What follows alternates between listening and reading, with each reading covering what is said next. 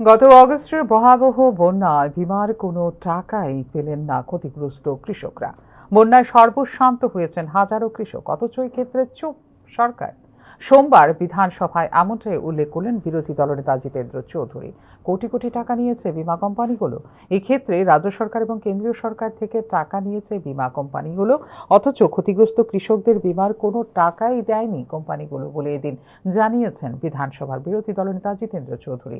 এ বিষয়ে কেন চুপ রাজ্যের কেন্দ্রীয় সরকার তা নিয়ে বিধানসভায় প্রশ্ন তোলেন বিরোধী দলনেতা। এই যে ফসল বীমা যোজনাতে এত কৃষক যে তাদের চিকিৎসা হলো, এই গেল বিধ্বংসী বন্যা, এর আগেও হয়েছে, এতে কতজন কৃষক তার ক্লেমস পেল, তার হিসাবটাও দিন।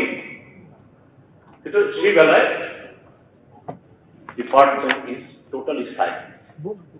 কিন্তু বীমা কোম্পানি, বেশিরভাগই প্রাইভেট কোম্পানি, প্রিমিয়াম হিসাবে কোটি কোটি টাকা নিয়ে গেল সেন্টার থেকেও, স্টেট থেকেও, বাট এই ফার্মার এরা পেল না। সে অর্থ আসতে পরে আমাদের কৃষিতে বিনিয়োগ হতো, এটা